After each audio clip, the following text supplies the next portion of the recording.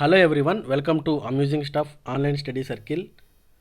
రెగ్యులర్గా ఫాలో అవుతున్న వాళ్ళందరికీ తెలుసు, ఏపీపీఎస్సీ జూనియర్ అసిస్టెంట్కి, ఏపీ హైకోర్టు ఎగ్జామ్కి రిలేటెడ్గా సిలబస్లో మనకి ఇంగ్లీష్లో భాగంగా ఇడియమ్స్ మంచి స్కోర్ వెయిటేజ్తో ఉంది. సో అందుకని చెప్పి మనం సపరేట్గా ఇడియమ్స్ ఒక 500 సిరీస్ మారతాన్ని స్టార్ట్ చేసాము. ఆల్రెడీ 5 సెట్స్ కంప్లీట్ చేసుకున్నాము. అంటే 50 టాప్ మోస్ట్ రిపీటెడ్ క్వశ్చన్స్, మంచి క్వాలిటీ ఉన్న క్వశ్చన్స్ని తీసుకొని వచ్చి ఇవ్వడం జరిగింది. ఎవరన్నా మిస్ అయ్యి ఉంటే ఆ లింక్స్ అన్ని డిస్క్రిప్షన్లో ప్లేలిస్ట్ యాడ్ చేస్తాము, ఒకసారి చెక్ చేయండి. మీకు తెలిసినట్టు పక్కన పెట్టి మిగతా వాటిని నోట్ చేసుకొని దాన్ని మీరు ఎప్పుడు కూడా రివిజన్ చేసుకుంటూ ఉండాలన్నమాట. సో అట్లయితే తప్ప మనకి ఇడియమ్స్ అనేటివి కొన్ని మనం బైహార్ట్ చేయాల్సిన అవసరం ఉంటుంది. సో అలాంటి వాటిని మీరు ఖచ్చితంగా రివిజన్ చేసుకుంటూ రోజు లేదంటే గోడకు అతికించడం కానీ ఇట్లా చేసుకోవడం వల్ల మీకు బాగా బ్రెయిన్లోకి వెళ్ళిపోతుంది. సో ఫస్ట్ టైం చూస్తున్న వాళ్ళు సబ్స్క్రైబ్ చేసుకోండి. ఇలాంటి మనము ఆల్రెడీ ఏపీ ఎకానమీ కానీ, ఇండియన్ ఎకానమీ కానీ, ఏపీపీఎస్ ఏఈకి సంబంధించినటువంటి కోర్సెస్ స్టార్ట్ చేస్తున్నాము. హిస్టరీ పెడుతున్నాం, మోడర్న్ హిస్టరీ, జాగ్రఫీ కూడా మనము పెడుతున్నాము. సో వాటన్నిటిని కూడా మరి చెక్అవుట్ చేయండి. సో ఈరోజు మనము ప్రాక్టీస్ సెట్ 6ని స్టార్ట్ చేసుకుందాము. Question: In spite of the high-sounding words, his speech fell flat on the audience. In spite of the high-sounding words, చెప్పేదానికి వినేదానికి అయితే బాగా దారుణంగా గట్టిగా చెప్తున్నాడు, మంచి మంచి పదాలు వాడుతున్నాడు కానీ స్పీచ్లో, కానీ అంత ఇదిగా లేదు. Fell flat on the audience అంటే ఆడియన్స్ దృష్టిలో ఏదోలాగా అయిపోయింది అన్నట్టుగా చెప్తున్నారు అనమాట. ఓకే, సో ఆప్షన్స్ చూసుకుంటే fail to make an impact సృష్టించలేకపోయింది అనేది ఆప్షను. ఇంప్రెస్డ్ ఏ లాట్, బాగా ఇంప్రెస్ అయ్యారు అందరూ అని చెప్తున్నారు. Appeal to the sentiments of the audience, వాళ్ళకి మనకున్నటువంటి మన యొక్క బిలీఫ్స్, సెంటిమెంట్స్ వీటిని అపీల్ చేసినట్టుగా భావించడము. Could not be heard clearly, సరిగా వినపడలేదు. సో ఇది ఆన్సర్ ఆప్షన్ కాదు. Impressed a lot, full flat అంటే ఇప్పుడు ఎగ్జాంపుల్ ఏంటంటే ఐ హ్యాడ్ ఏ ఫ్లాట్ అంటారు అనమాట. అంటే ఫ్లాట్ టైర్, ఇప్పుడు ఫ్లాట్ టైర్ అంటే పంచర్ అయినట్టుగా, అట్లనే ఫెల్ ఫ్లాట్ అంటే ఆడికి ఇదైపోయినట్టుగా అనమాట. సో ఇక్కడ appeal to the sentiments of the audience అనేది కూడా రాదు. సెంటిమెంట్స్ గురించి ఎక్కడ మాట్లాడలేదు, ఎందుకంటే హై సౌండింగ్ వర్డ్స్ కానీ వాళ్ళ సెంటిమెంట్స్కి రివర్స్లుగా మాట్లాడినట్టుగా క్వశ్చన్లు ఎక్కడ లేదు. సో దీనికి రైట్ ఆన్సర్ వచ్చేసి fail to make an impact. In spite of high-sounding words, his speech failed to make an impact on the audience. ఎంత ట్రై చేసినా కానీ ఆడియన్స్లోకి వెళ్ళేదానికి అతనికి కుదరలేదు అని చెప్తున్నారు. Simran was under tremendous stress because she had too many irons in the fire. Simran బాగా full స్ట్రెస్లో ఉందంట. ఎందుకంటే she had too many irons in the fire. ఇది మనకి ఇడియము.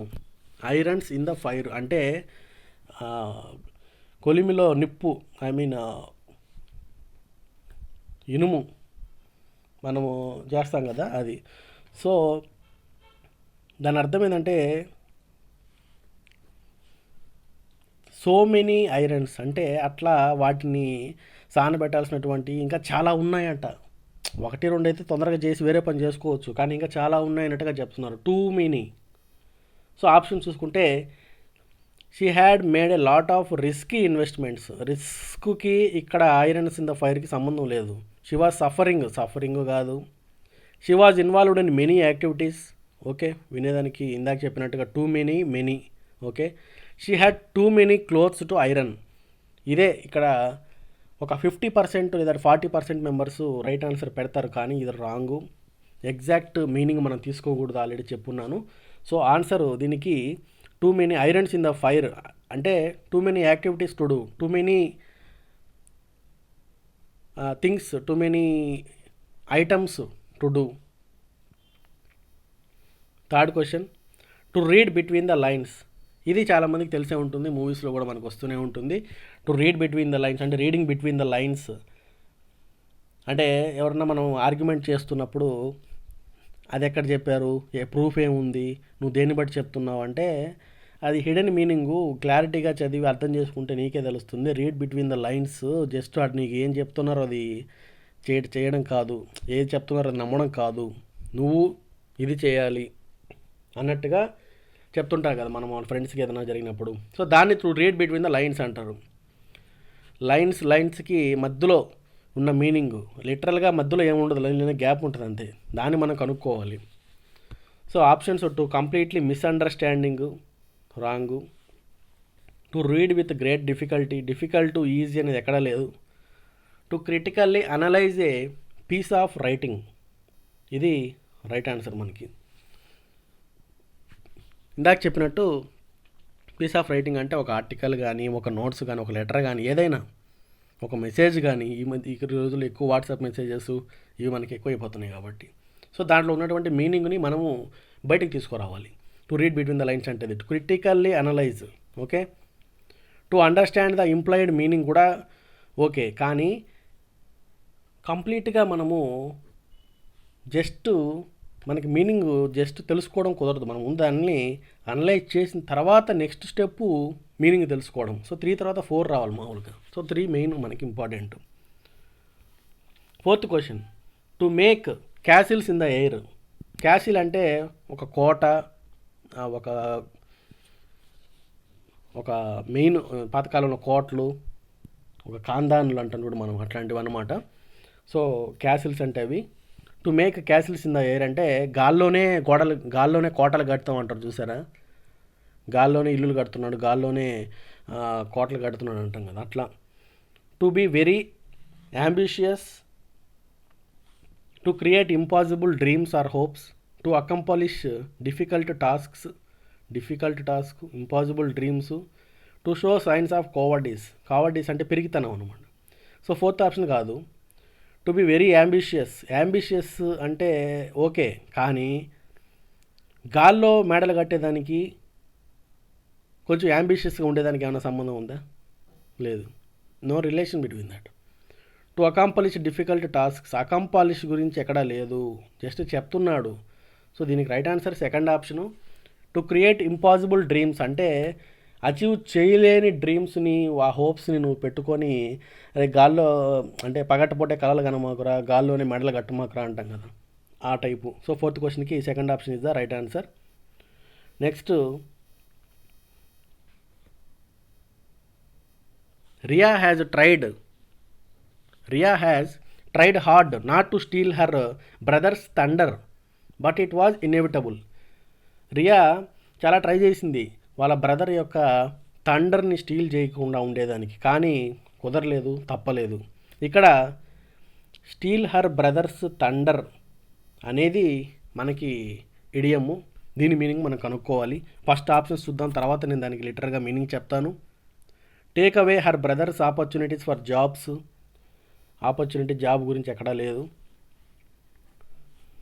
Get more recognition than her brother for their success, get a big reward from her brother for her achievement, pick up her brother's lucky charm ఇదంతా లేదు మనకి.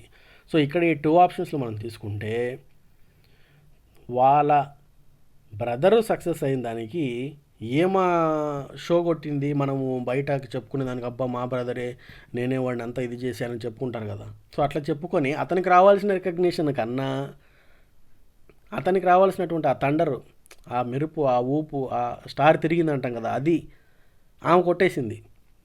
So ఇక్కడ option చూసుకుంటే 2nd option ఒకసారి చూసుకుంటే get more recognition then her brother, వాళ్ళ brother కన్నా ఎక్కువ పేరు ఏమో సంపాదించడం. సో దాన్ని సంపాదించడం అంటారు, దాన్ని స్టీల్ చేసింది అతను గెలుపు, అది ఏమో స్టీల్ చేసింది, అర్థమైంది అనుకుంటాను. 6th question, go down in flames. Go down అంటే కుప్పగొలిపోవడం, అంటే గో డౌన్ పడిపోయేటప్పుడు కూడా ఒక మంచి రేంజ్లో పడిపోవడం, అంటే యుద్ధంలో వీరుడు ఎట్లా పడిపోతారో ఆ టైపుగా. So go down in flames. Options, crash land and aeroplane, absolutely wrong. Get hit by a burning cracker, టపాసు, ఏంది ఇవన్నీ. సో మనము దీన్ని కొట్టేయాలి. Fail completely, get completely burnt కూడా రాంగు. సో ఎగ్జాక్ట్గా మనం జస్ట్ ఎలిమినేట్ చేసుకుంటూ వచ్చినా మనకి 3rd ఆప్షన్ మిగులుతుంది. గో డౌన్ ఇన్ ఫ్లేమ్స్ అంటే ఫెయిల్ కంప్లీట్లీ, ఇంకా అసలు ఇంక నీకు డౌట్ లేదు, ఏమైనా చూద్దాము రిజల్ట్ వస్తుందేమో, ఇంకొక దాంట్లో అవకాశం ఉందేమో అనిలే, వాడికి అయిపోయింది నీ జీవితం అన్నట్టుగా. Go down in flames, fail completely, become ash, బూడిదైపోయావు. అది next question. To grease the palm, to grease the palm, ఇది ఇంతకుముందే ఒకసారి చెప్పినట్టుగానే మనకు గుర్తొస్తుంది స్టార్టింగ్లో. To give support, to bribe someone, to cheat someone, to give a massage. ఇక్కడ ప్రతిసారి నేను ఆప్షన్స్ ఎలిమినేట్ చేసుకుంటూ పోవలేదు. ఇప్పటికే ఒక 50 మనము ఇడియమ్స్ని చూసాము. సో మీరు కూడా అట్లీస్ట్ 1 or 2 ఆప్షన్స్ని ఎలిమినేట్ చేయగలుగుతారని నేను అనుకుంటున్నాను. సో ఒకసారి చూడండి. ఇక్కడ మసాజ్ కొట్టేయచ్చు, చీట్ సమ్వన్ కొట్టేయచ్చు, గివ్ సపోర్ట్, సపోర్ట్కి మామూలుగా ప్యాట్ అనే బ్యాక్ అట్లా అంటారు అనమాట, భుజం మీద తట్టడము, okay you can do it, నువ్వు చేయగలవు అన్నట్టుగా అప్రిషియేషన్, అది వేరే. To bribe someone, to grease the palm, palm అంటే అరిచేయి, దాన్ని కొంచెం అట్లా దువ్వం అంటారు చూసా, చేయి దువ్వు అంటాం కదా, మన సినిమాలో కూడా చూస్తుంటాం కదా, చేయి జాపి చేయి దువ్వు అంటాం అట్లా. 7th క్వశ్చన్కి second answer is the right answer. 8th question.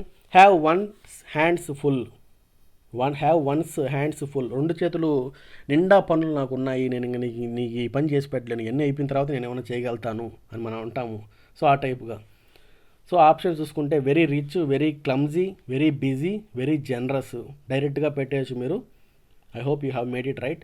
To be very busy, to be very busy. 9th question. Face the music, face the music, ఇది ఇడియమ్. ఇట్లాంటివి కొన్ని మీరు గుర్తుపెట్టుకోవాలి, ఇందాక స్టార్టింగ్లో చెప్పినట్టుగా బై హార్ట్ చేసుకోవాల్సిన అవసరం కూడా వస్తుందన్నమాట. Face the enemy, enjoy the harmony, get appreciation, face the criticism. ఇక్కడ రైట్ ఆన్సర్ డైరెక్ట్గా చెప్పాలి, దీన్ని ఇది మనం ఎలిమినేట్ చేసుకుంటూ చేయలేము. సో దీనికి 4th option face the criticism is the right answer. అంటే after doing things the manager చెప్పినట్టుగా నువ్వు చేయకపోవడం ద్వారా నువ్వు ఫెయిల్ అయ్యావు. So you have to face the music, you have to face the criticism. అనేవాళ్ళు అంటానే ఉంటారు, అంటే నేను అన్నీ పట్టించుకుని కుదరదు, నువ్వు తప్పు చేసావు, నువ్వు పొరపాటు చేసావు ఖచ్చితంగా, కాబట్టి ఆ క్రిటిసిజాన్ని వాళ్ళనే మాటలు నువ్వు పడాలంతే. అది ఫేస్ ద మ్యూజిక్ అంటే ఫేస్ ద క్రిటిసిజం, గుర్తుపెట్టుకోండి, రాసి పెట్టుకోవాలి మీరు ఖచ్చితంగా. Pass the hat, pass the hat, ఇంతకుముందు మనము in the drop of a hat అని ఎలా చెప్పాము అట్లానే హ్యాట్ మీద చాలా ఉంటాయి. Pass the hat. To cell something, to collect money, to play A game, to avoid work, avoid work లేదా సెల్ సంథింగ్. ఇక్కడ మనము చాలా సినిమాల్లో కానీ చాలా దిక్కల ఫారిన్ కంట్రీస్లో కానీ ఎక్కడైనా మనం చూస్తుంటాము, ఏదైనా ఒక గిటార్ వాయించుకుంటూ రోడ్లో కానీ, ఏదైనా గిటారు వైలన్ వాయించుకుంటూ ఏమైనా పాటలు పాడుతుంటూ డ్రమ్ స్టిక్స్తో, అక్కడ అంతా అయిపోయిన తర్వాత వాళ్ళు హ్యాట్ ఉంటుంది వాళ్ళ దగ్గర పెట్టుకున్నటువంటి హ్యాట్, ఆ హ్యాట్ని ఇట్లా పాస్ చేసుకుంటూ ఒక్కొక్కరి దగ్గర రూపాయి, $2 ఎట్లా డాలరు ఇట్లా అడుక్కున్నట్టు కాకుండా వాళ్ళు చేసిన పనికి అప్రిషియేషన్తో వాళ్ళు మనం ఇస్తుంటారు అనమాట. సో అట్లాంటి దానికి so pass the hat to him. So వాళ్ళు కూడా కొంచెం ఎంతో కొంత వేస్తారు, అటు కొంచెం అటు పంపించు అని మనం చూస్తుంటాము. సో ఇట్లా కొన్ని నేను ఆల్రెడీ చెప్పాను, డైరెక్ట్గా మనకి లిటరల్ తెలుగు మీనింగ్స్ ఉన్న వాటికి నేను అలానే చెప్తాను, అలాంటి కుదరవు కొన్ని అయితే, సో వాటికి మాత్రం డైరెక్ట్గా చెప్పేయాల్సి వస్తుంది. ఓకే. సో 10th క్వశ్చన్కి to collect the money is the right answer. So ఇక్కడితో మనము ప్రాక్టీస్ సెట్ 6 అయిపోయింది. నెక్స్ట్ క్లాస్లో కలుద్దాము. సో నేను ఆల్రెడీ చెప్తున్నట్టుగా ఈ ఇడియమ్స్ మనకి చాలా ఇంపార్టెంట్. సో దీనికి సంబంధించి మనము జూనియర్ అసిస్టెంట్ ఇంగ్లీష్ 75 మార్క్స్కి పేపర్ ఉంది. అట్లనే ఎకానమీ రిలేటెడ్గా ఏపీ ఎకానమీ, ఇండియన్ ఎకానమీ కూడా మనకి చాలా ఇంపార్టెంట్, 20-25 మార్క్స్ ఉన్నాయి. AP economy, Indian economy current రిలేటెడ్గా మనకి మెటీరియల్ దొరకడం చాలా కష్టంగా ఉంటుంది, కాబట్టి దాన్ని కూడా మేము పంపిద్దామని చెప్పి డిసైడ్ అయినాము. సో కోర్స్ ఆల్రెడీ స్టార్ట్ చేశాము. మీరు కనుక జాయిన్ అవ్వాలని కోరుకుంటే ఈ కాంటాక్ట్ నెంబర్స్ని కాంటాక్ట్ అవ్వండి. సో మీ ఫ్రెండ్స్ ఎవరన్నా ప్రిపేర్ అవుతున్నా వాళ్ళందరికీ కూడా మన ఛానల్ గురించి కొంచెం తెలిపి కొంచెం షేర్ చేసి సబ్స్క్రైబ్ చేసుకోమని చెప్పండి. Thank you.